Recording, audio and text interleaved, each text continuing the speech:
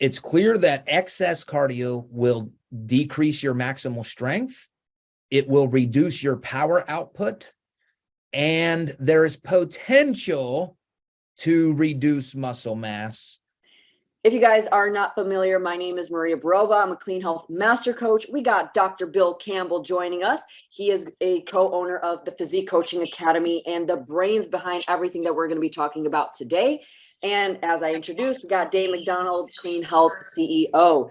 So without further ado, we're going to kick off our presentation with Bill Campbell. We're going to be dissecting the art of transformations. So Bill, I'm going to hand it over to you and let's get this presentation started.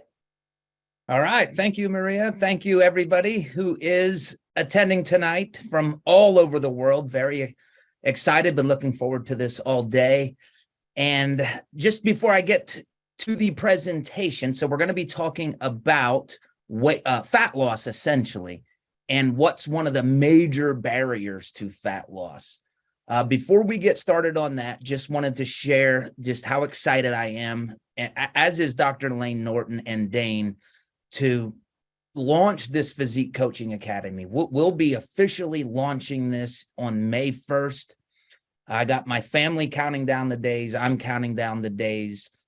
And I've said this several times, and Layne has too, just as we talk about this, but Layne and I have been working on the content for this for over 2 years. We spent countless hours making sure everything was up to date. And something else that's going to be just very unique to our approach is that we have what is called a mentorship model. So yes, you're taking online module courses, reading the textbook, watching our presentations, but then we have a team of people, Layne, myself, people from Clean Health Institute. We will be having live sessions every week where we can answer questions based on the content. We can answer just general questions. What was new in the news? What's the latest fad that people are talking about? Is this legitimate? So that's one of the best benefits of this mentorship model. It's not close. It's like a living and breathing course in a sense, where we can be live every week to answer your questions. So I already went into a little bit of this, but what hasn't been said yet is what we're doing is an evidence-based approach. And let's just talk about that for a moment. There's two ways to be the best coach you can be. One, you read the scientific literature, and the other is you get experience actually working with people. So throughout this entire lecture tonight, I'm just going to assume you're a coach where you're working with other people. And I know that's not always the case. A lot of times people you're a fitness enthusiast. You just love to learn information and apply it in your own life. But my examples tonight are going to be the assumption that I'm talking to fitness professionals and people that work with weight loss and fat loss clients. So we take an evidence-based approach. And what does that mean? It means two things. We rely on the scientific research to guide our principles, to guide our systems. But we are not married to that scientific data. That becomes too rigid. In fact, you would just be a robotic coach if you just replicated what researchers do in the scientific research studies. So we use that to guide us, and then we use our experience in working with people to help us refine our approach, to individualize it. So I'm if you don't know, I'll tell you who I am in a second, but I'm a scientist. I love the research. It's what I do every day. But that doesn't mean that there's not a ton of value in the practical application of learning to apply the research to our clients on an individual basis. Now, one of the things also within our course, and this is where Dane's expertise is just golden, we're going to give you advice on how to grow your business and kind of master some of the business fundamentals of coaching. So Dane will be presenting on our weekly calls as well, maybe not every week, but very consistently. And what he'll do with that is tell you he went from one client to now like an enterprise of of coaching thousands of people and just building a massive fitness business. And to that extent too, Layne Norton has grown an incredible business and has a great influence on the profession. And my role is really, I'm in the research lab. So I'm giving you insights into what my research team does behind the scenes as we design research studies. In fact, for those of you that are going to do this course, I'm going to give you some of my actual research protocols that we use in my lab that nobody ever really sees because that stuff doesn't get published. So there's some of the reasons of why many of you are signing up to become a part of our Physique Coaching Academy. Just a little bit about me, if you don't know, but I've been in the fitness industry for a little over 20 years. It's almost scary to say that. I finished my PhD in 2007. Before that, I was a personal trainer and fitness professional for a few years. And before that, I was in sales. I used to sell bug killer and weed killer. So I did a career change when I was much younger. My doctoral work was in exercise, nutrition, and preventive health, and I earned my PhD from Baylor University. My current position is a professor of exercise science at the University of South Florida. And in addition to being a professor, I also direct the Performance and Physique Enhancement Laboratory. And my lab has two major focuses. One is sports nutrition, and the other is physique enhancement. And with the physique enhancement, what we do is we investigate the best ways to lose body fat, maintain or even enhance muscle mass within a maintainable lifestyle. So we want to pursue those goals. And what my lab does is we investigate the best strategies, the best exercise programs, the best nutritional programs to optimize one's physique, if that's their desire, and to do this in the healthiest way possible for in my case, it's our research subjects. As we apply this out, it's to our clients. So now let me get into something I've been excited about presenting for a couple of weeks now, because I came across a study a few months ago and really kind of dove into this topic. And essentially, we're going to ask the question, what causes a weight loss plateau? Now, there's two fundamental principles that I want to lay out at the outset here. The first principle is this. If anybody diets long enough, for a long enough period of time, they will experience a weight loss plateau.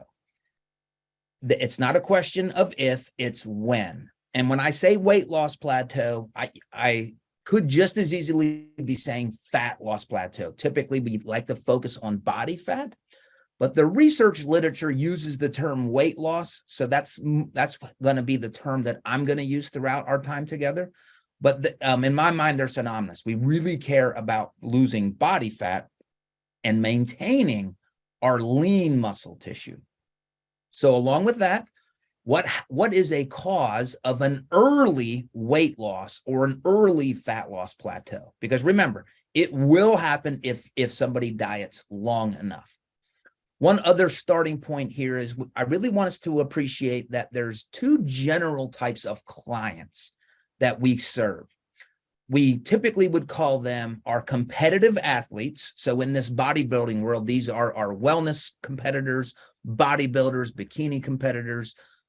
It's this world of competitive physique athletes. There's one side.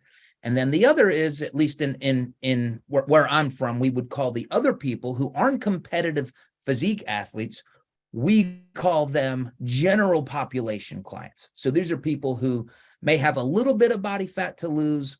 Maybe they want to lose a lot of body fat, but they're not competitive athletes. So the context of what I'm talking about tonight applies much more to the latter of these two groups, much more to the general population client.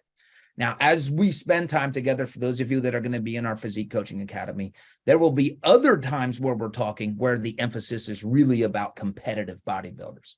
But tonight, it's about the general population, so males and females who have some, maybe a lot of body fat to lose. And we're asking the question, what causes an early weight loss plateau? And when you look at the research literature, what we typically find is that when the studies are a year long, and you're not going to find many studies that are 12 months long when it comes to weight loss studies, but when you do see them, we tend to see a very consistent pattern. And that pattern is that weight loss or fat loss is maximized at about 6 months.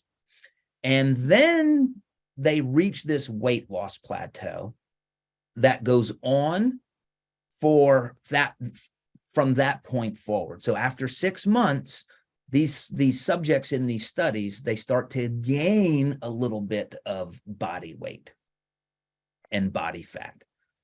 And the reason that that's important is because other research, especially some mathematical modeling research that's validated, and I'm going to talk about that a little bit later, a true weight loss plateau really shouldn't happen for at least a year of dieting. Now, again, we have to remember we're talking about general population clients.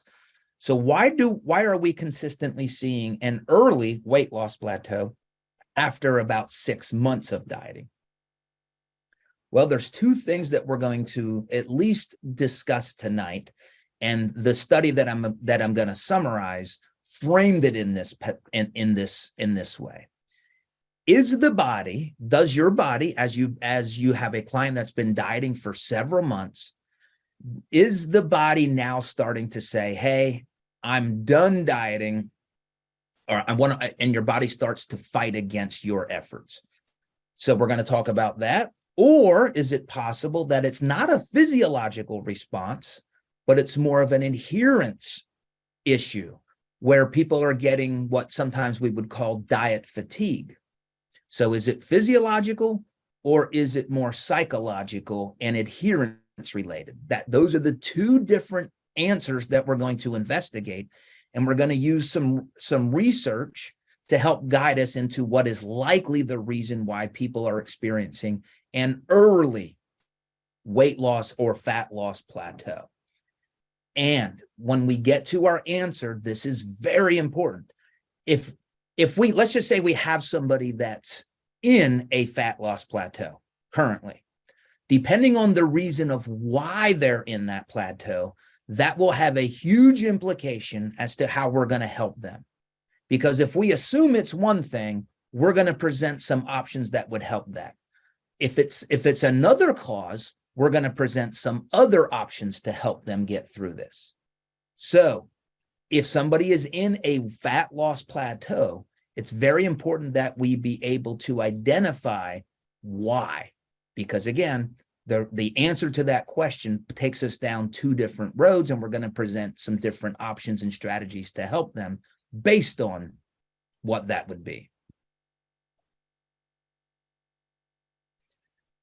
When I first read this study, what I did, I'm just going to share this with you. I just looked in my own research library where I said, hey, I have a few studies that I know have lasted at least 12 months. Let me just look at some of those research studies that I had real quick, just to see if my own library of studies that were 12 months long, are they reporting this fat loss plateau after about 6 months? So here's one study that they had two groups of subjects. They had them diet for 12 months. And remember, we don't have a ton of these studies. And the ones we have, they're pretty consistent. And this particular study happened to be a time-restricted feeding study. But I'm not really concerned about that. I'm just going to say, let's group all the subjects together because they had the same caloric deficit. And what happened to these subjects? Well, if you look at this table, look at the very top, you'll see that after 6 months, the one group lost 15 pounds of body fat, or about 7 kilograms of body fat mass. The other group lost about 14 pounds of body fat, 6.4 kgs. And this was after 6 months. Now look what happened after a year. So they continued to diet for 6 more months. And you'll notice that both groups started to gain back body fat that they had lost. So this study, lasting a year, is reporting this seemingly consistent finding that these research subjects that are on these long diets are maximizing their fat loss and their weight loss at 6 months, and then they're hitting some type of plateau. And after that point, they're actually beginning to gain some of that body weight and body fat back.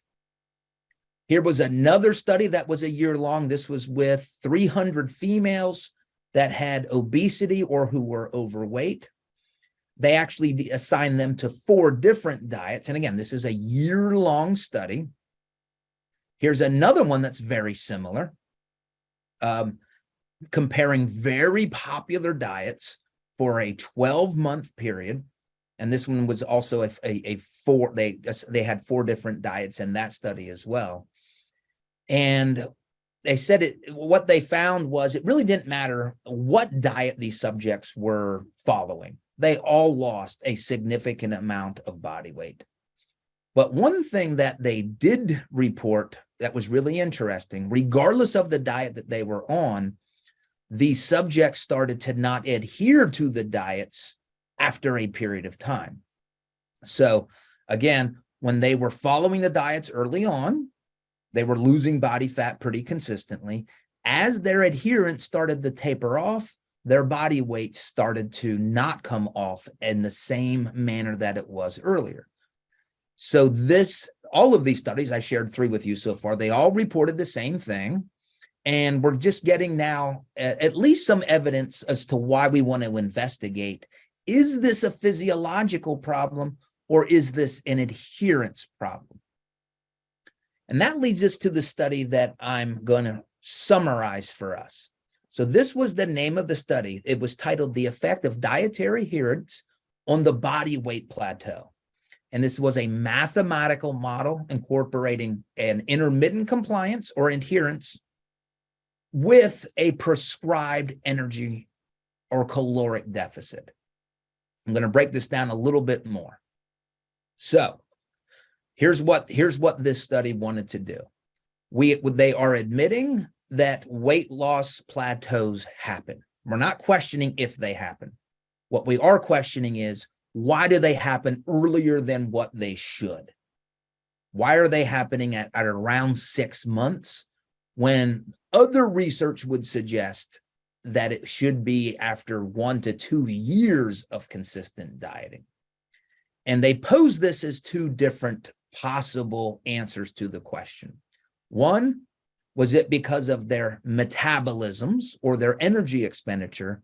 Was that adapting to the diet? So some of us have heard of the term metabolic adaptation, or some people call it adaptive thermogenesis. And what that's describing when we hear those terms, as we lose body weight, our metabolic rates, our metabolism slow down, and that is normal, and that is predicted, and that is to be expected. If you're a smaller person, you're going to have a slower metabolism. Same thing the other way, that other direction. If you gain body weight, your metabolism will increase. So your metabolism follows your body weight. But in some circumstances, what happens is you lose body weight, and yes, your metabolism slows down, but in some cases, your metabolism will slow down more than what we would expect with just weight loss alone. And when that happens, we call that metabolic adaptation or adaptive thermogenesis. So another way to say it is people just get a suppressed metabolism from dieting. And this is what this study is looking at. Is that the reason why people are experiencing an early weight loss plateau? Or the second option, is it because they have fluctuations in their dietary adherence? Stated a different way, are they simply just not following the diet as good as what they could after a few months of time? So that's the basis of this entire study. And they used mathematical modeling to answer this question. Now, let me just explain what that is. Mathematical modeling is using existing data to help predict what would happen in a hypothetical simulation. So in my opinion, mathematical modeling research is very valuable. It's helpful. However, I do not think it does not replace actual research. Having real subjects enter into real studies is the best data that we have because it's real. It's not simulated. The second best thing that we can do is this type of research where we would model what would happen under certain conditions. And let me just say why why it's very difficult to do this study in a real population. And the main issue would be you would have to recruit a lot of people and you would have to have them diet so long until they actually did experience a true fat loss plateau. And then you would also have to have a 100% trust and belief in what they say in terms of their adherence. So there's a practicality issue of dieting people for what could be 1 to 2 years. And then there's also a trust issue. So those two things make this type of study very difficult to actually execute in the real world. So we're going to rely on the second best thing, which is mathematical modeling. So these researchers developed 2 different models, a reduced energy expenditure model, which what this did was this model essentially tested the idea, is it because the subjects in these studies, is their metabolism slowing down to an extent that that's causing a fat loss plateau? The other model that they created was called an adherence model. And with this model, they were asking, are these subjects experiencing an early weight loss plateau because they're just not adhering to the diet anymore? So 2 models, each investigating one of the potential answers to the question of what causes an early fat loss plateau. And it's important to note, when we use mathematical modeling, these models are only as good as the data that they are derived from. So I'm going to tell you where they got their data from. The data that they got was from 4 different studies. This is a huge database. It's called the NAHANE study. It's the National Health and Nutrition Examination Survey. This is a huge database of people in the United States that they went in and they got a lot of the data to apply to their model. Another research study actually was an overfeeding study, because they have some other studies, which I'll share here in a moment, that were weight loss study. Well, this was a weight gain study. So they wanted to make sure that they had correct energy balance models that adhered to the first law of thermodynamics, and using this study helped to validate that. Now, the next 2 studies, the final 2 studies that they used to simulate their data, one was from the Minnesota starvation experiment, and that's where they had subjects that were in extreme dieting conditions, and they were under 100% researcher observation for months at a time. So these subjects were not what we would call free living. They were living in a research environment where the researchers controlled everything. And then the other weight loss study, it's called the calorie study. Subjects were also given a prescribed diet where they reduced their calories by a consistent amount, but these subjects were not in a confined environment. They were actually allowed to live in their homes, and they were able to be what we would call free living. So here is that calorie study, and here's the Minnesota starvation experiment. All right, so let's start breaking down what they did. And the reason these models work very well for these data simulations is because both of the dieting studies, they measured body composition. So they had precise estimations or measurements of body fat losses and they measured metabolic rates throughout the entire time that the subjects were dieting. And they had this data for up to 6 months in both of these studies.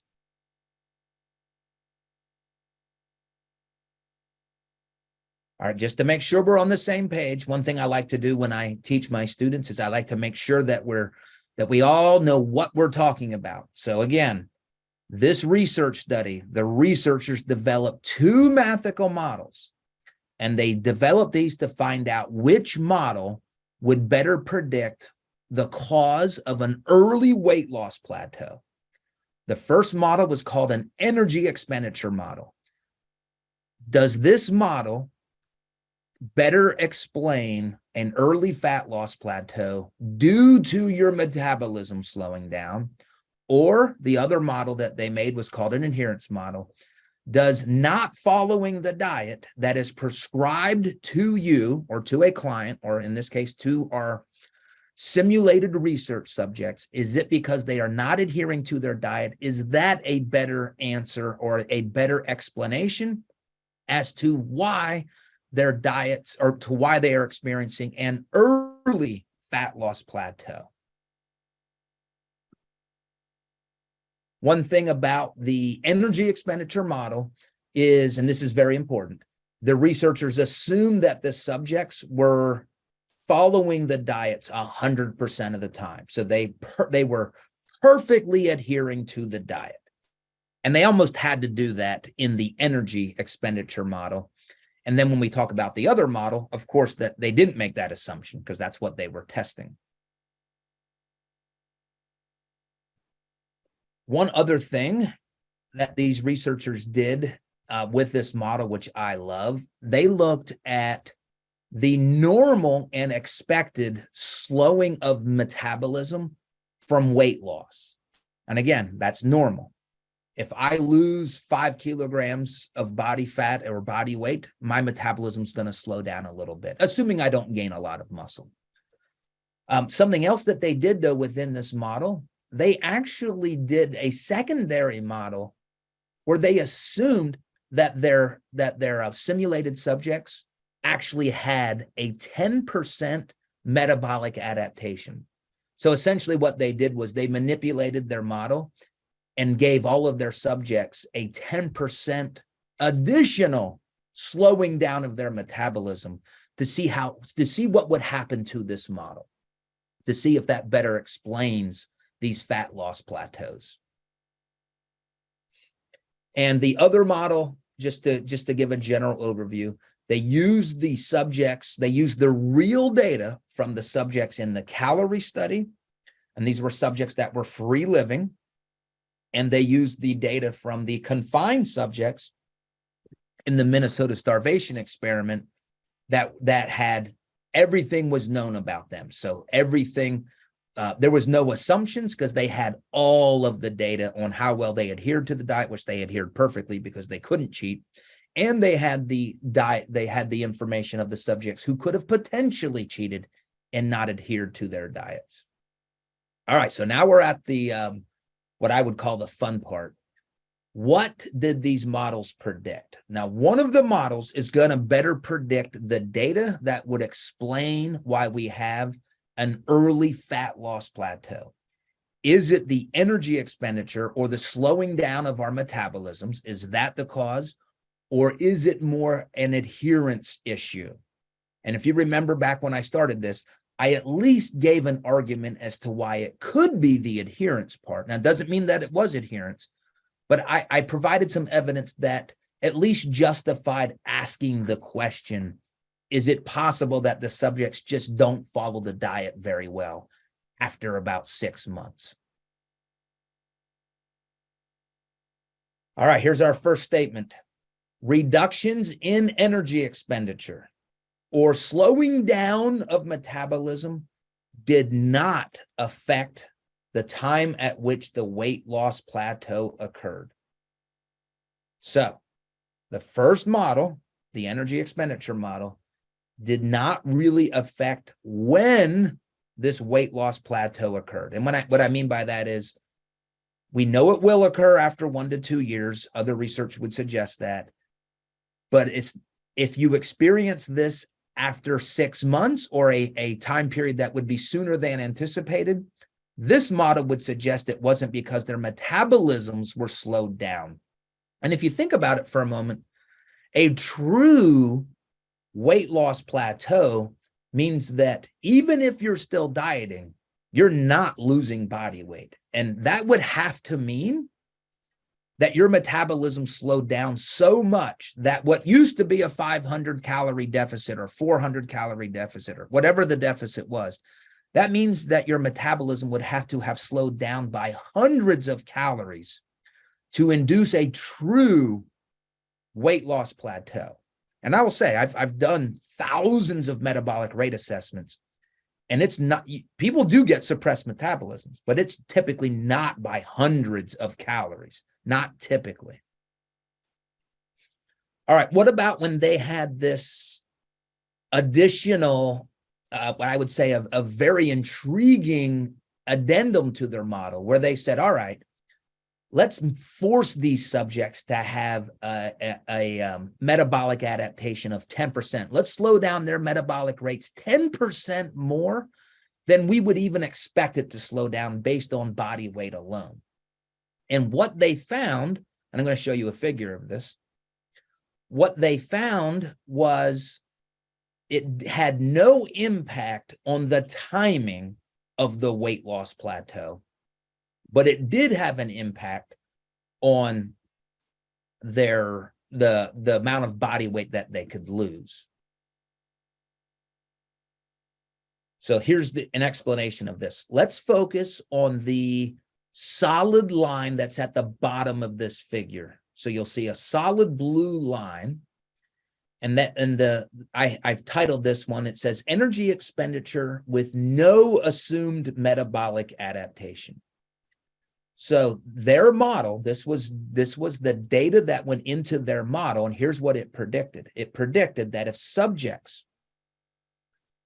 are on a diet, this model would predict that they would reach a weight loss plateau, but it would be at about 2 years of time, not at 6 months.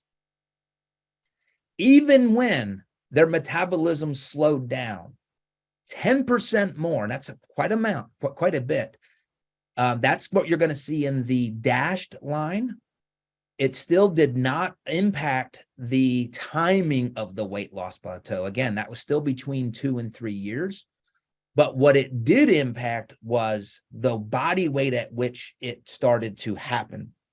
So if you do have metabolic adaptation, you're not going to lose as much body weight. What's not going to happen, though, you won't reach a weight loss plateau, and you won't reach it sooner. So we still want to do everything we can to avoid metabolic adaptation and the slowing down of our metabolisms, because as you can see here, their fat loss, and in this case, their weight loss success, was drastically reduced with metabolic adaptation. All right, now let's look at the dietary adherence model. Now, I want to look at this line by line by line. So we have 3 lines. We have a solid line, we have a dotted line, and we have a dashed line. I want you to look at the dashed line first, which is at the bottom. It's the bottom of the 3 lines in this figure. What that dashed line is telling us, that is body weight losses over 6 months of time. Now, that dashed line is not real data. That is simulated data. And what that simulated data is telling us is this: if the subjects that were on a diet, let's just say 25%, because I think that was what this model was based on, because that's what they used in the calorie study. If the subjects followed a 25% caloric deficit and they followed it perfectly, meaning that they never had a day when they weren't dieting for 6 months or about 24 weeks, that dashed line tells us what they would expect with body weight loss. And you'll notice that it's fairly linear. We're not seeing really any type of real or even assumed weight loss plateau. All right.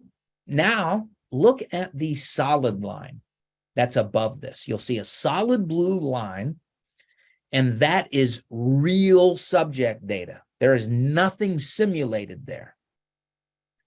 This is the actual weight loss data from subjects that were in this weight loss study. It was called the calorie study for 6 months. And what you'll notice here is they did lose body weight, but they started to lose less and less and less as time went on. So it did start to plateau a little bit at around the 6-month mark.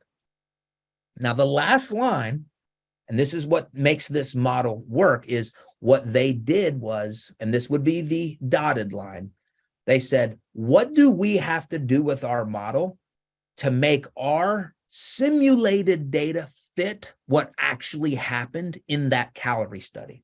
How do we make our mathematical model fit the real data? And the only way that they could make their simulated data fit was when they had their, we'll call them fake subjects, or their simulated dieting subjects, when they had them not adhere to the diet plan. And you'll see at the bottom of this, they assumed, this is what they had to assume to make their model fit as close as possible to the real data. 80% adherence for the first month, 60% for the second month, 50% for the third month, and then 40% thereafter. So let me state this a different way. In the calorie study, where they had real subjects, males and females, diet for 6 months long, they lost body weight, but it started to taper off towards the end of the 6 months. These researchers developed a mathematical model that explained exactly what likely happened in that study. And their data suggested that it wasn't because their metabolism slowed down that would cause their weight loss plateauing. Rather, it was because the subjects simply did not follow the diet.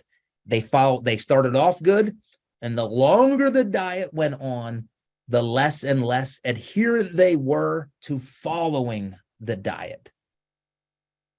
I'm going to show you a final figure from this study. And this one is the models that were taken out to 1 year's worth of dieting. And what we have here, again, these are simulated mathematical models. If you had subjects that were placed on a diet and they were able to follow that diet perfectly for 1 year, that is the data that you would predict on the bottom dashed line. So your subjects at about a year, they're losing less and less body weight with the same caloric deficit. And the reason for that would be because their metabolisms are slowing down, but we still haven't really reached a weight loss plateau yet. Now look at the dotted line above this. And what we see here, and this is very, very intriguing. When does the adherence model, when does this simulated data start to plateau? Well, it's right at between the 20 and 30 weeks, right at the 6-month mark. And what did I tell you a lot of this weight loss research tells us?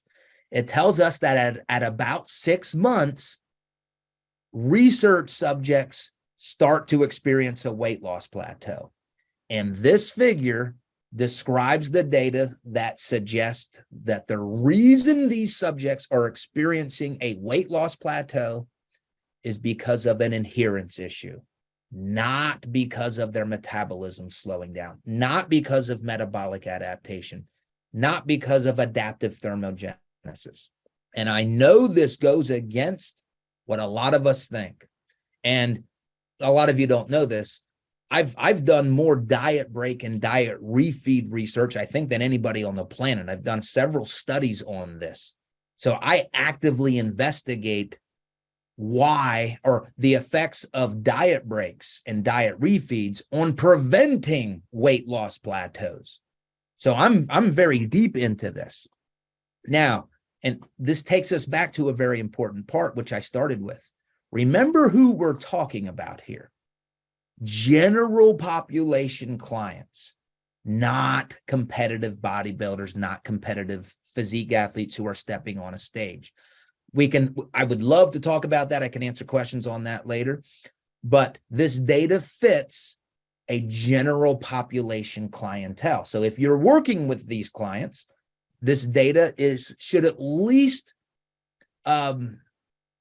impact your investigative mindset with your clients. And I'll talk about that a little bit in a few minutes. Here were some statements that the authors of this study said. The first one was, the evidence presented in this study indicates that even very high and unrealistic levels of metabolic adaptation do not affect the timing of weight loss plateaus. So again, let me just say this in my own words. Even if a subject is having some level of metabolic adaptation, if they're a general population client, and what I mean by that is they have a lot of body fat to lose or more body fat to lose, that's not going to be the reason why they are starting to have a fat loss plateau. All right, the other statement that they made, the seemingly innocuous intermittent loss of dietary adherence results in weight graphs with 6-month plateaus. And these results point to the sensitivity of dietary adherence in determining the kinetics of weight loss. Bill, real quick, we have a question from one of the students specifically about this study. Were they keeping their caloric value at the same deficit, or was it decreasing as time went on? At the same time, were they increasing energy expenditure through exercise or keeping physical activity the same? So everything they did was simulated to make their models fit the real data. And based on my interpretation of what they did, it was a stable caloric deficit. And in the calorie study, that was a 25% caloric deficit. And there was no exercise component in these studies. Hopefully that answers your question. Yeah.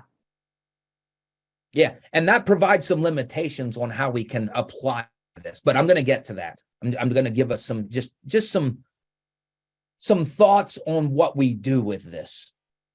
Last statement here that they made, to expect complete adherence from individuals in weight loss interventions each day appears unrealistic and is rarely achieved unless all food is provided and eaten under supervision. Now, again, this is a research perspective, and that's how some research studies are done. Some research studies, you provide all of the food to the subjects, and you in the Minnesota starvation experiment trial, the subjects are literally living in a research ward or clinical research center where they can be observed 24 hours per day. All right, let's just throw out a few thoughts here. One, and I just mentioned this, we have to appreciate who this applies to. If you're working with a general population client, I think that this data, and I'm happy to discuss this, but I think that what the educational piece for me is, if I have a general population client and they're starting to struggle with losing body weight, and whatever reason they give, what I think the challenge, or this is how it's challenged me, I don't want to assume an actual weight loss plateau. I don't want to assume that they're doing everything perfectly and they're still not able to lose body fat. Rather, I want to go into a deep dive on, are you really following the plan? Now, maybe they are, but again, I want to get off. I challenge myself to just make that assumptions. Yes, you're telling me you're following it, but what questions can I ask you? What are some tools that I could use to verify, are you really following the plan?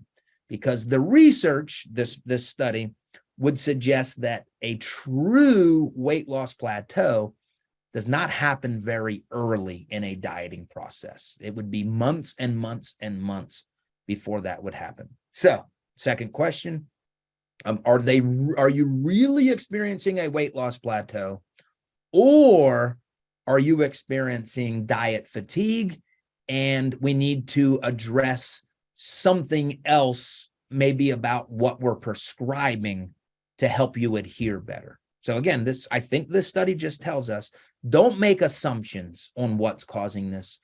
Do your work as a coach to try to uncover actual reasons of what may be causing a weight loss plateau. And when I say this, it's possible that they are in a true weight loss plateau and they're following the prescribed diet very well. I just don't want to assume that is the case. So if you have a suspicion that they're not adhering to the diet, or that's been, that is the issue, then you just have to ask, okay, what are we going to do? Like, what are some of my strategies? What are some options here? And I'll just say this, one thing that we can all do is don't have clients in a perpetual diet or fat loss phase. If clients are in fat loss phases for 6 months or longer, I can tell you all of the data that I'm aware of in my world, in the research literature, they're not going to adhere after a couple months. The research is pretty clear on that. So consider options that are more maybe intermittent dieting. Again, we can just think like diet breaks, refeeds, going back to maintenance, things like that as part of your initial dietary plan. And again, I know we are getting away, and this is a good thing, we're getting away from this perpetual dieting prescription that used to just plague the industry. And I do want to make sure I say this again. If you're working with a competitive physique athlete, they don't have much fat to lose. They are going to experience some fat loss plateaus. And typically these clients, at least in my experience, they're adhering much better than a general population client. So it's very important that we have a focus on which type of clients do we really mean, and then not making assumptions. All right. Maria, is there any questions or feedback on this before I kick it? I think just Bill, I'll jump in and kind of go through this, and then we'll do the questions at the end, because I think there's quite a few and a few more that will come through. Do you want to let me take over the driver's seat, buddy? Yeah, let me stop sharing. Yeah. Excellent, brother. Thank you so much for that. Well, you know what, like, just on a side note, I haven't actively worked as a coach in about 8 years, but just sitting back and listening to that, and, mate, such great content. I think, guys, if you appreciate the content that Bill just went through there, post in the chat box below. I think, I wish this information was available 10, 15 years ago. I think we're very grateful and fortunate that people like yourself and Layne are taking all of that information out there and translating. And it's kind of what I guess the Physique Coaching Academy is all about. Like, to give everyone here a bit of context on it, Layne came to me about 2 years ago and was like, Bill and I are putting together this program. We'd love to partner with Clean Health to really get this out there to the masses. And so obviously, when I heard that from Layne, and we already had a relationship at that time, I'm like, yep, sure, let's do it. And to kind of watch what you guys have put into it over the last few years, I'm super excited for this to launch. And that's what I can kind of sit here wholeheartedly and say, like, this is the #1 mentorship program worldwide for PTs and nutrition coaches who want to change the industry and positively impact society. And I think the big point of difference, as you kind of, and I guess you guys know who Layne is, so I'm not going to really go through that. You guys know a little bit about us and what we're doing. But I think if I look at the formula of PCA, and you kind of alluded to it throughout that, Bill, is you've kind of got science out there, and everyone loves using that term science these days. This is evidence-based, this is scientific, blah, blah, blah. But one thing that you can see coming from Bill and Layne is that there's integrity attached to it. They're not cherry picking the data. They're not taking little pieces and bits out of it and kind of, I guess, aligning that to suit their agenda. They're taking that, translating it in a way that you guys can absorb and implement into your business straight away. I mean, post below if some of the information that you guys have already taken from today's class you're going to go and take that and apply that to your client straight away. Right. And I think the other special and important thing for coaches, and Bill, again, you alluded to this at the beginning, is that there's two ways to kind of really gain knowledge in this industry. And one is going down the scientific path, and the one is going down the experience-based path. And I think, with this program, we've tried to grab all of that together so that, again, you guys are getting, science that's been vetted, fact-checked per se, and that you can apply, but then also given practical tools that you can use and implement into your business. You heard Bill say that in the program, he'll be releasing information and data that hasn't been released anywhere else before. It's just used within his lab. So that's what is really like, we're super confident the coaches that come into this program are going to join the top 1% of coaches in the industry. So I guess, where does this sit in the clean health ecosystem of things? So to give you guys some context, in the last 12 months, we've had about 50,000 students come through our ecosystem from around the world. Right, that's a fair few. We're only opening this up to circa 250 students. So it's actually not even 5% of our students. It's a minimal fraction of our students that are coming into this program. So people that have come through their initial CPT, done their continuing education, it's at the top of our ecosystem per se. So it really is for the small percentage of our students. So to kind of allude to what was said before, yes, you're getting the online modules, the curriculum, the textbook, the downloadable templates, all that stuff that you can do self-paced at your own leisure. But I think more importantly, the 3 weekly live calls are where you're going to get the most value. And across the month, they're going to be presented by Bill, Layne, different experts within the combined Bio, Layne and Clean Health teams. And then once a month, we'll be getting an external presenter in, different kind of names within the industry. Bill, you could probably allude to some people on the hit list that we'll bring in over the next 6 months. And the real objective for that is to allow you guys to absorb the curriculum at your own pace, but then be able to come on for these live calls. And these live calls will be done around the same time that we're at now. Right? So like on a Monday, Wednesday, Friday, you'll be able to submit your questions, your case studies, etc., in the exclusive community that we're building out for this, the exclusive platform. And in essence, have Layne, have Bill, have different experts within your team, within our team, basically be there as your mentors on a week in, week out basis to work with you as you work with your clients. Right? And I think that's a really unique, ecosystem that hasn't necessarily been done per se in the industry, especially with coaches and presenters. And it's not to blow smoke up, Bill's behind and so what, but especially with industry goats that we have, these are some of the best presenters and educators in the industry worldwide. So yes, there's a 1,000-page textbook. There's all that fun stuff.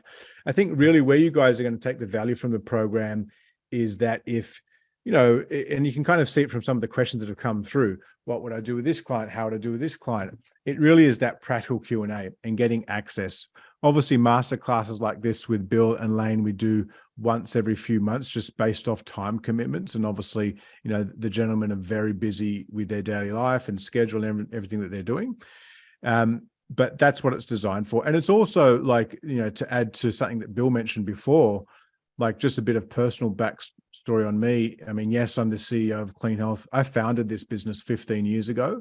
We've done over $70 million in revenue, since starting this business. But I started as a trainer, guys. I did over 20,000 coaching sessions myself as a PT. I've got a background in sports science and nutrition as well.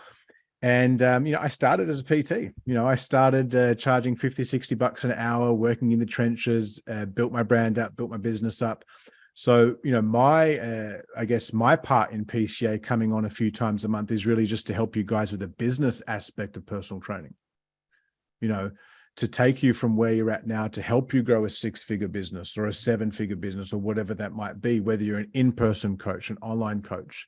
And kind of work with you in that aspect. Because I think it's all well and good to have this knowledge and skills as a PT and nutrition coach.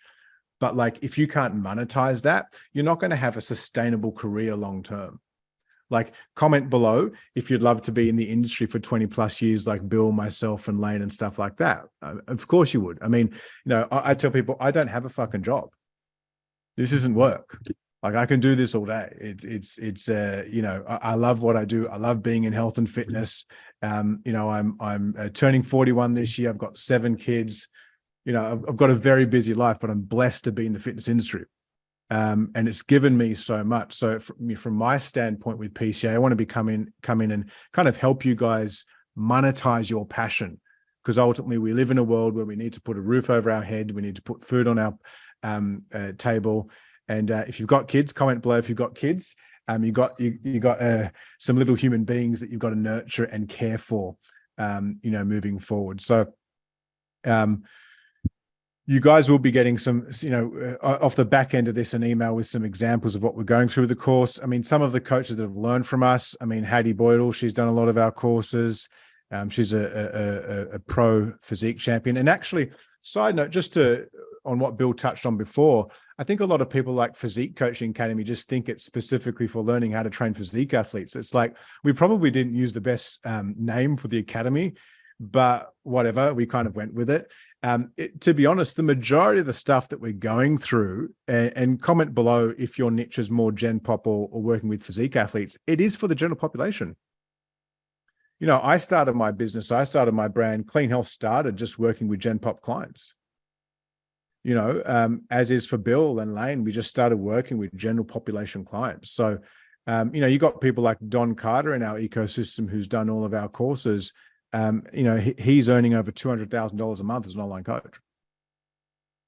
Like, that's not BS either. And he doesn't have 50,000 followers on Instagram. He's got just under 5,000. So like, there is a massive opportunity for scale in this industry right now. But I think the prerequisite to having a sustainable career, growing a bigger business, is being an expert coach. Like, you can't get around it. You are not going to have a successful career if you can't help and serve your clients. And that's what PCA is here for. So, different gyms, Chicago Sports Institute, Build It, these are all personal training gyms and businesses where they have 10, 15, 20 trainers working for them. They're all certified through these programs, and they're knocking out, 400 personal training appointments a week, doing millions of dollars of revenue. These are former trainers and students that started with us 10 years ago as one-on-one PTs, have built their businesses up, have opened gyms. Comment below actually if you're a gym owner or would like to open a gym. So again, this is what you're getting from this program. Basically the old Thanos analogy from Marvel, right? As a PCA student, it's game over for client results, honestly.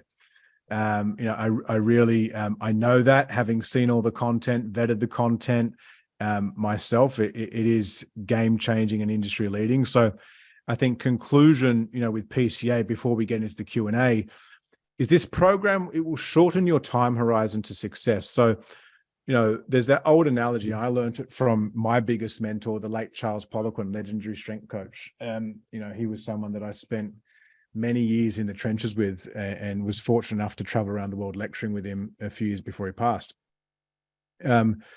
And that whole learn more to earn more, analogy, sometimes you've got to just take the time to invest into what you're doing in life, whether that's time or money. So, you might have a 5-year plan. This program is designed to make it a 2-year plan, right? So it's going to shorten your time horizon. The other one is the proximity to power, networking with the best in the industry. Myself, Layne, Bill, we've been at this, just between us over 60 years plus in this industry. And we've also made a lot of mistakes along the way. Hands up here if you've ever made a mistake in your career and business. I have. Right. So we're here to help you, not make those mistakes. And ultimately you've got, nothing to lose and, everything to gain. So there's a link that Maria will share. You guys obviously can claim 50% off the program right now as part of that pre-sale. It launches in a few weeks' time if you're interested. And I guess, look, I'll hand it back over to you, Maria, obviously, so that we can start filtering through these Q&As. Make sure, by the way, guys, if you put a question in the chat, we've got it there, but feel free to use the hand emoji thing so that we can answer your questions too. Yeah, if you guys have any questions or client case studies or anything like that that you would like to ask Bill Campbell live, raise your hand just like we are in an actual classroom. And this is how we're going to be actually structuring those master classes in the Physique Coaching Academy. So it is much more immersive than just listening to presentations. But I did pull some questions that you guys dropped while Bill was presenting. So the first question that I have for you, Bill, is how long does someone who is chronically dieted need to be at maintenance before being able to cut again successfully? So that I cannot give an absolute 3 weeks, 8 months. It's going to depend on that individual. So the question was, again, let me just make sure that I am understanding the question. Somebody that's been chronically dieting, and then what was the rest of the question? How long does someone who has been chronically dieting need to be in a maintenance period or a diet break before being able to cut again successfully? So let me tell you how a way, something to consider with such a client, and it's going to give you an option to consider, but I'm not going to answer the question, but I'm happy to follow up. So if I have that type of client, and I would say, okay, you've been chronically dieting, and you're kind of beating your head against the wall. You're not losing body fat. So we would agree that we need to change something. Let's go ahead and increase your calories a little bit and see if this helps restore what may be a suppressed metabolism. So my next follow-up with question, what would be the body weight that you would be comfortable gaining while we experiment with this? Now, I would assume, and I would appreciate, you don't want to gain any body weight, but while we try to help you have long-term success, we want to get you to where you want to be at a year from now, 3 years from now, just let me know, what are you willing to gain? 2 kgs, 4 kgs, 1 kg, as we start to get your body back into let's just call it a healthier metabolism by introducing additional calories into your diet. That way, that approach, I'm not telling them what to do. I'm not making any promises, but I'm getting them to buy in to, this is what I would be comfortable with. And then my answer to the question would be, I would start very slowly. I've done this with people in the same situation. I would go up 5%, 3% of their current calories for several weeks at a time. So I have done it very slowly, titrating it up. And to answer the question, how long, it depends on that client. Now, I do want to say this. If this client is already lean, something that we fail to appreciate as physique athletes, if that's who we are working with, they don't have much fat to lose. That's not going to come off fast, and the body's going to fight that more than a general population client. So always remember that. And it's unfortunate, but it's these lean people that we work with, that I do research on. They're expecting their body fat just to keep coming off and getting lower, and it's just not the reality. Yeah. And Heather followed up and saying that she still has about 60 pounds to go. That's the student that asked that question. Okay, so 60 pounds to go. So then, knowing that, I would want to know, how long have they been dieting? And that I would go right back to our lesson tonight. Is it possible that there's an adherence issue if this person's been dieting for a long period of time? Are they truly stalling? And if they are, let's confirm that. Let's get the answer. Is it metabolic or is it adherence? Yeah. And hopefully that answers your question, Heather. I think that's one of the hardest things, unless you provide a sufficient amount of information about your clients. So when we're presenting case study and client study questions, especially when we start PCA, bring a little bit more data along with you so that Bill has a little bit more knowledge to give you more of a specific answer versus a general answer. It's really hard for coaches or professors to provide that knowledge if they don't know a lot of information. So usually we say it depends. We hate that answer, but that's usually what we have to say, right? Next question we have, and this is a very specific question. Hopefully you'll be able to answer. I've had a client who had breast cancer that was estrogen fed. She's on medication to stop her fat cells from releasing estrogen. She was told by her doctors she would never lose weight as a result of the medication. Do you know if that's true, if there are meds that prevent people from being able to lose weight? I'm very reluctant to one ever counter a physician. I would suggest this in that case. Yes, if estrogen is being blocked for this particular patient, that doesn't mean that all fat loss has to stop. What are the other tools? We can change macronutrient profiles. We can incorporate aerobic exercise. But I am outside of my area of expertise to get into the weeds of that particular situation. But if I'm on their team to help them lose body fat, there may be limitations, but that doesn't mean that we can't optimize other aspects of health and use the other tools that we know that exist that could induce further fat loss. And I'm sorry, I can't give a more specific answer. Yeah. And I think at the end of the day, if there is a doctor or physician involved, you need to have, as a PT, this is one of the things that oftentimes we feel uncomfortable as coaches, is making sure you're coaching within your scope. And it is okay to outsource and go and ask someone who is qualified to answer those questions so that the liability is not in your hands, right? It doesn't mean that you're a bad PT. You just need to have the right people answering those questions. Next question would be, would you recommend to diet break or refeed approaching certain times in the client's journey, potentially before the 6-month mark? So when would you recommend implementing those refeeds and diet breaks? So I love this. This is kind of where my focus has been in my research for the last couple of years. I don't like basing one. I think diet breaks are really good. I think they should be a staple of a long-term fat loss plan. And some of the most recent data has not been, diet breaks are not, and one of them is my own study. They're not always favorable in the research literature. So that meaning that they're not causing additional fat loss. They're not allowing subjects to maintain or grow muscle, more than not including them. What we consistently see in a resistance training population, the last 2 studies that were done in this area have reported the same thing.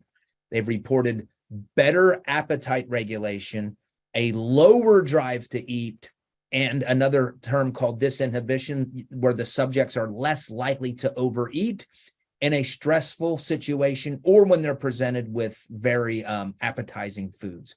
So now let me get to the question. So I'm a big proponent of them. I don't like basing it on every 4 weeks or every 12 weeks. I don't like predicting out. And the reason I don't like doing that is if your client is having success on what they're doing, they're adhering very well, they're losing body fat, I wouldn't want to interrupt that momentum.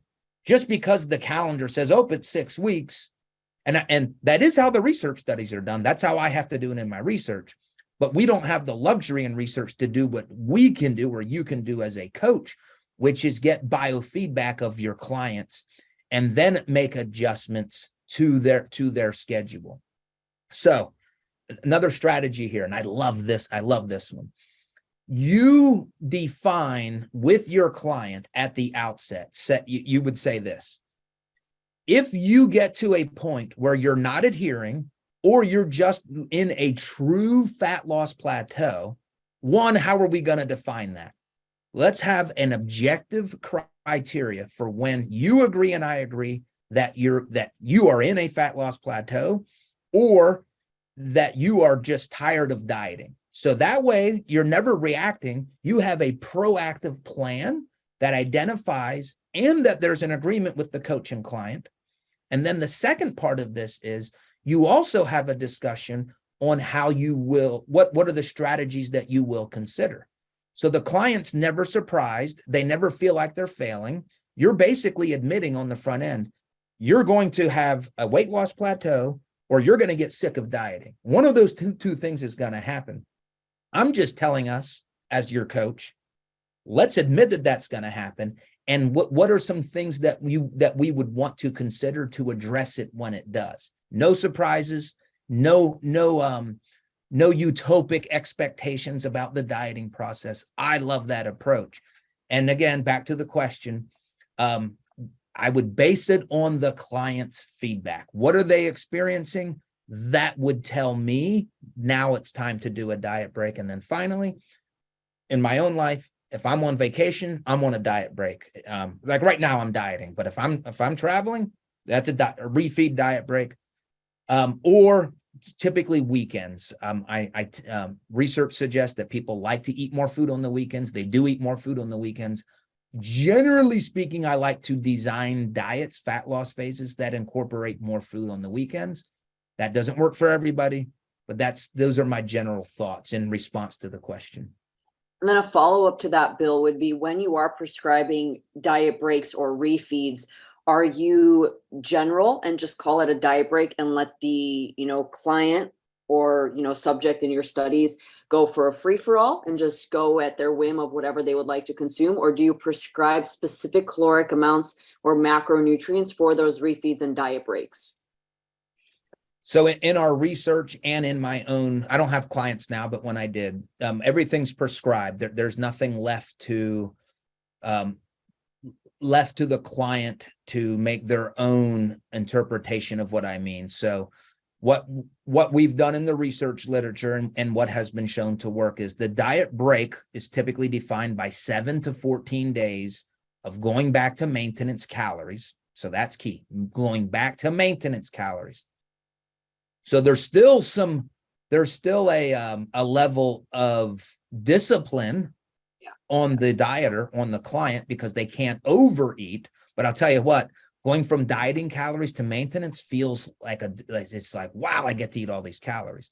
But you don't want to put them in a situation where they're taking one step forward and 2 steps back. So I definitely put limits on the refeed or the diet break, and I and the research that we're using to rely on, that takes them back to maintenance calories. And one other important part here is diet breaks, when they work, the client needs to actually go back to maintenance calories.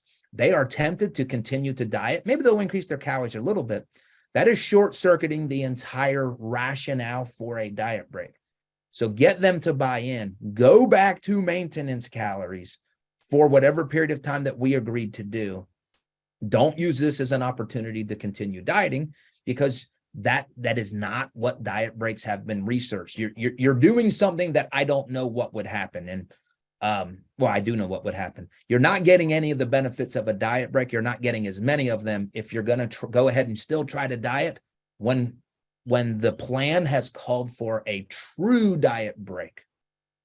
Yeah. And I also would like to add, as a practicing PT, and anybody who is a current PT or has been a PT for a while, that everything is very client dependent. There will be clients that do respond really well to be given the freedom of having a break from their diets. And some clients may use that as a spiral to really struggle to get back on quote unquote track when it comes to dieting. So that really comes down to the art of coaching and understanding client behavior, which we will also be talking about in PCA, and being able to show you how to properly coach, not just the protocols and what to do, but Bill and Layne have put together lots of tools for you guys to know when to use which tools. And again, using these case studies, you can see examples of when it's appropriate to use the tools that they're providing you. So I think that's super important to note. Now we have another question, Bill.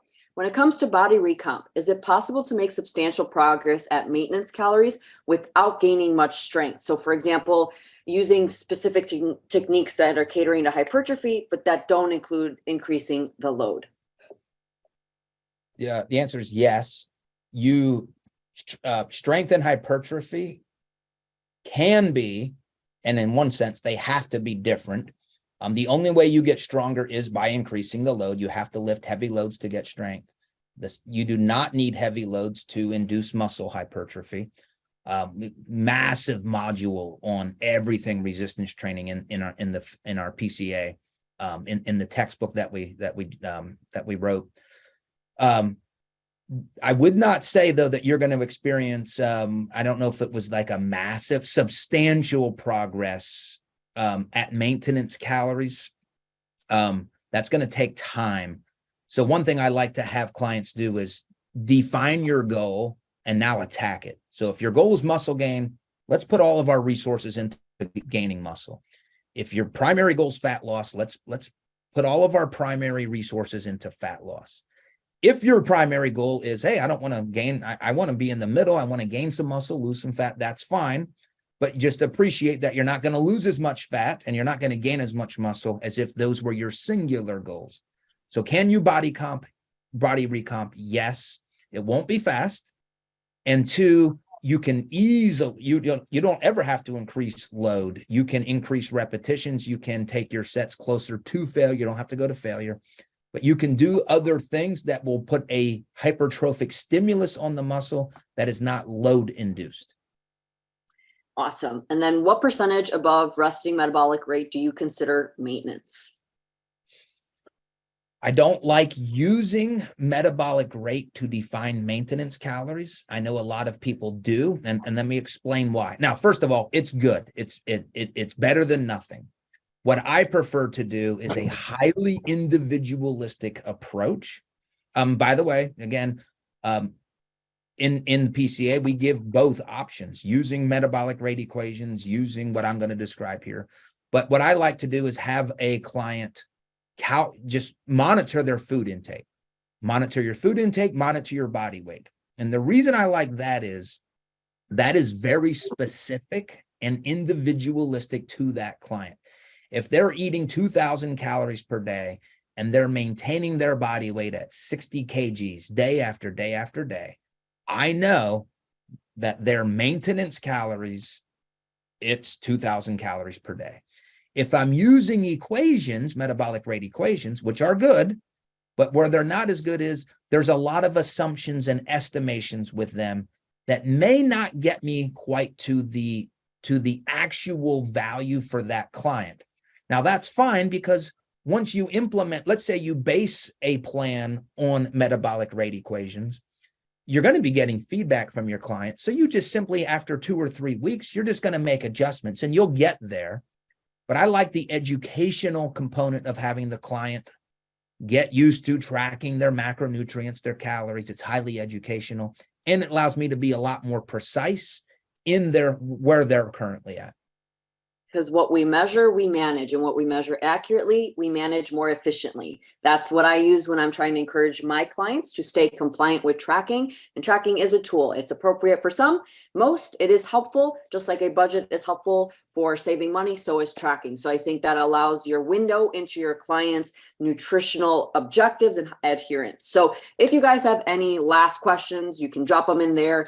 I try to answer, pick and choose everything that was dropped into the chat while you were presenting. Everyone that joined us today, thank you so much for, being on camera. If you are on camera, if you're tuning in and it's late at night, whatever time zone you're in, thank you for tuning in. The Physique Coaching Academy is going to be a one-of-a-kind mentorship program. I was behind the scenes for some of the filming, and let me just say, you guys are not ready for what's to come. As taking all of the courses that I have taken, Bill and Layne have put in so much work and heart into this. I cannot wait for you guys to kickstart it May 1st. I did drop the link back into the chat as well if you are interested in joining the academy. If you guys have questions about the Physique Coaching Academy or anything about clean health, follow us on Instagram, interact with us, follow Bill Campbell. He's always going to be he's so great at being responsive. You have a question, he's there answering that. We're here to help you as well. Dane McDonald is also here to answer your questions if you have PT business questions. And I did want to also pop in our Clean Health student group where you can interact with the master coaches, myself included. We do host in Facebook Lives there. It is a great opportunity as additional education that you can get as well. So if you guys have any last questions, drop them into the chat. And if not, thank you so much for tuning in. Bill, thank you so much for joining us. Dane, thank you for doing what you do and creating an ecosystem for leveling up the PT careers and the industry today. Thank you. Oh, it's my pleasure, guys. And I think, again, Bill, thank you so much for your time today. I think we've got time for like one more question, guys. So if you guys have got one more question there for Bill, just shoot it through. Does anyone want to put their... I found one in the chat. If you guys want to raise your Okay. hand, please do. A question that we got is, Dr. Campbell, how much would a person's caloric requirement, or TDEE, be lessened by when losing a significant amount of weight? You said not hundreds of calories, so just wondering if they started at, let's say, 2,000 calories as their maintenance calories, they lost 20 to 30 pounds and been strength training for two to 4 days a week.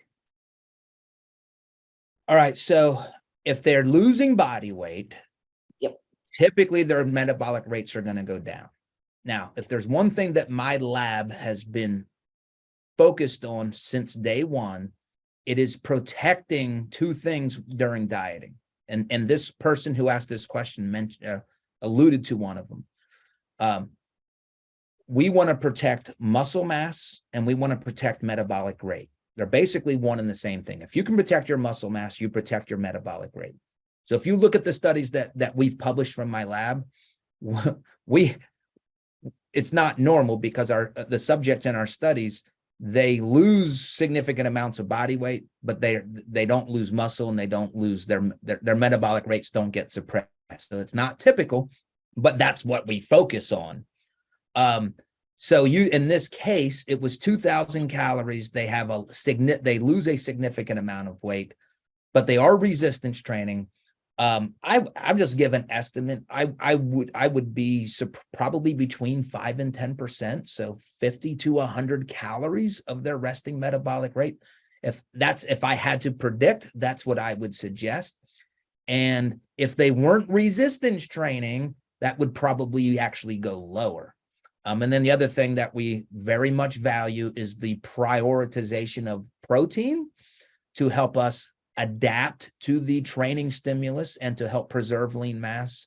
So resistance training plus optimal protein intake, those things are just golden for protecting metabolic rate when dieting and protecting lean muscle mass when dieting. I saw one other question too. Somebody asked, cardio or resistance training, which one first? Yeah. If you have to do them both together, so you can't separate them on different days or even morning and evening, the research would suggest resistance training first, cardio second. And in that module in the course, I give you every single study ever done on that. So you don't have to take my word for it. You can see all of all the studies that have investigated that as well. Bill Campbell provides red receipts for everything that he says. So he has backings. If he's saying something, he has something to back what he's saying. So Herman, you have a question. I'm going to ask you to unmute, and you're more than welcome to ask your question to Dr. Campbell. All right, thank you. I was just going to ask what is the effects of a more exercise or physical activity induced deficit? And also I want to know about, like, how would that work out with, let's say a client is at 2,000 calories is their maintenance, and say roughly about 250 is the deficit, and 250 is mostly going to be like activity or exercise induced. Sorry, that didn't make a lot of sense tying all one together. If you can follow that, I'll gladly repeat it. Nope. I followed it and I love the question. And again, I'm going to say it's all in the course. Every study, there's actually not a lot of research that has compared diet alone with exercise alone. Now I'm going to make an assumption here that the exercise, the 250 deficit, is mainly coming from cardio. You didn't say that, but that I'm going to assume that that's what that means. And what I'm about to say is probably not widely known, but again, all of the references are in the course. They're in the textbook. They're in the PCA. When you create your caloric deficit from cardio alone, what happens is that the weight that you lose is almost 100% from fat loss stores. So if you have the same deficit from dieting, you're going to lose more muscle mass than if you have the same deficit from cardio alone. Now, admittedly, all of this research, which there's not a lot, probably about between 5 and 10 studies, it's coming from previously sedentary people or people who are not very physically active. So we do not have data in bodybuilding or people with excess muscle, but we have an answer to that. We rely on the case study literature where bodybuilders do, in some cases, one case study in particular, only cardio for the fat loss phase. This particular bikini competitor did not reduce her calories at all. So diet alone or cardio alone preserves muscle mass better than dieting. And that being said, I want to be careful to suggest we don't recommend that you start doing obsessive amounts of aerobic exercise. Use it as a supplement to your resistance training. And ideally, you do both. You have some diet stimulus, you have some aerobic exercise stimulus. But I think I got your question, and it's pretty powerful. Aerobic exercise is a powerful fat loss stimulus. Thank you for asking that question, Herman. Hopefully, he has one more to add. Go ahead, unmute your mic, and you can follow up with another question.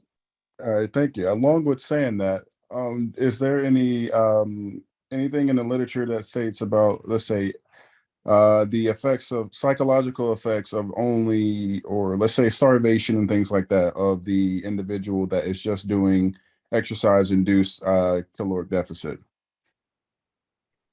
So I don't know if I follow your question. Is there anything about starvation or like an adverse psychological type deficiencies, or like shortcomings in terms of if you were only to use a let's say exercise induced caloric deficit, say there's no decrease in calories, and it's only not necessarily just exercise, but just like say activity. It can just be neat or eat. It doesn't anything just revolving around that.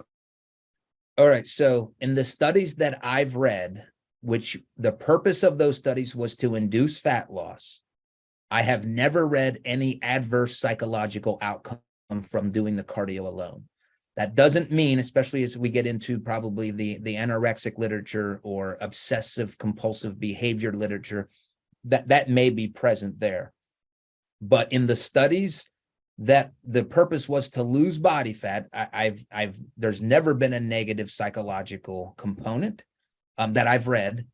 And in terms of neat or eat, what we're going to see with the cardio is, because it's actually you're maintaining more lean mass when you're adding cardio to your when you're using that as a supplement to your resistance exercise, or even when you add it to a caloric deficit from food restriction, you're going to help your total daily energy expenditure.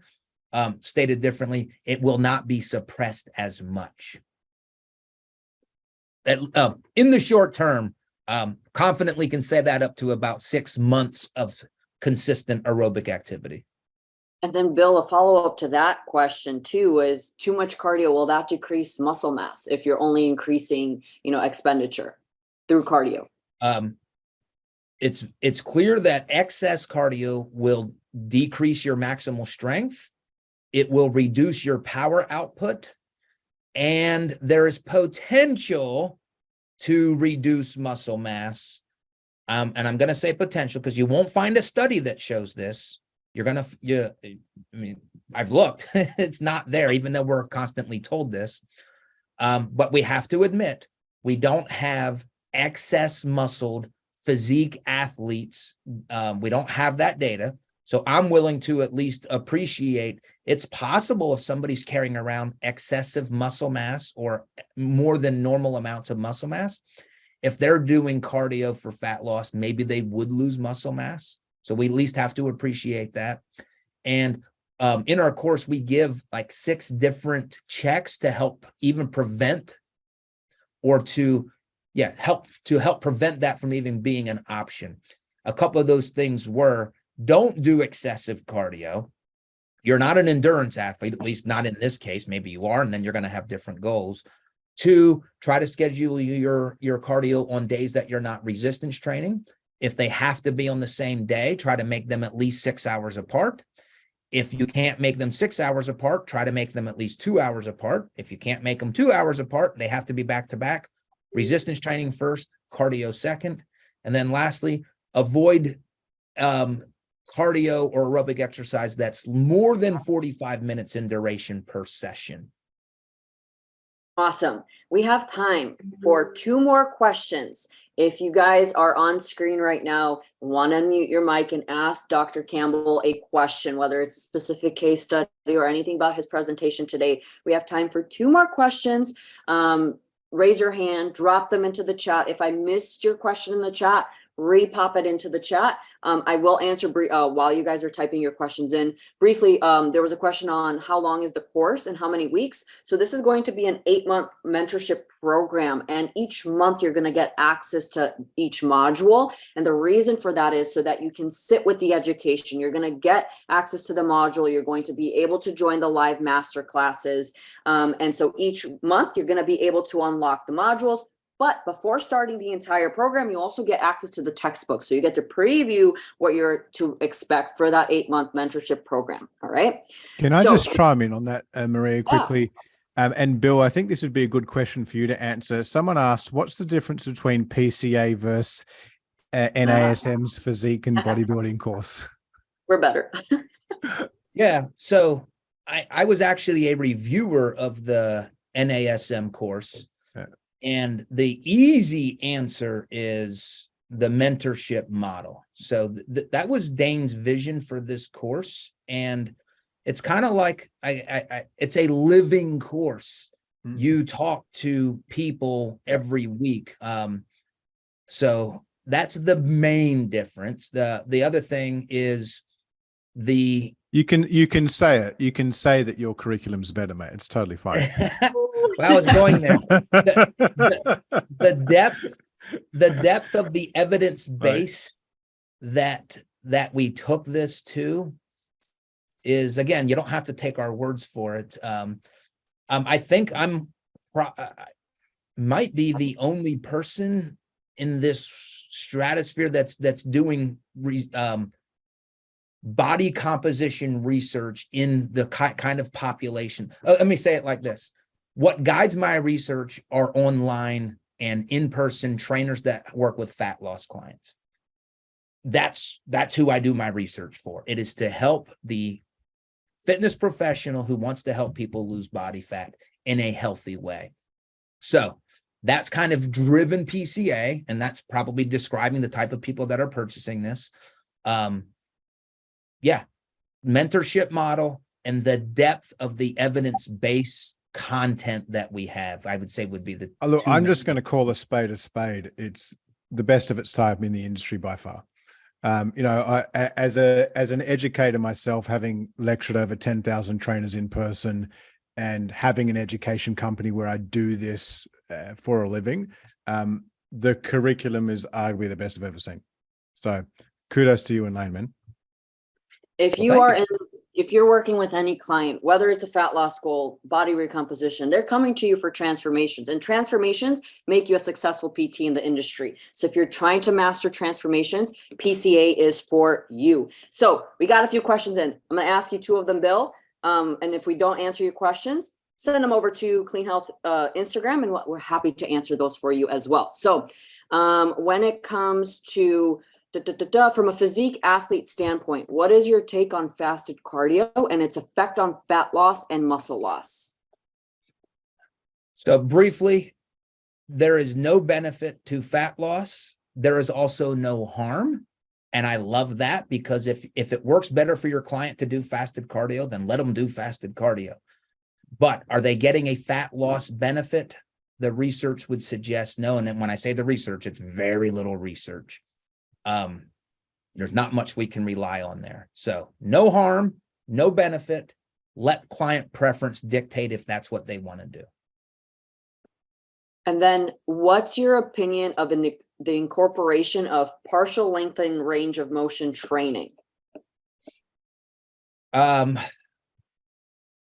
Recent research has suggested that it's possible, very early research, that the repetition in the lengthened position may give a stronger hypertrophic stimulus, so a greater mechanotransduction stimulus on skeletal muscle.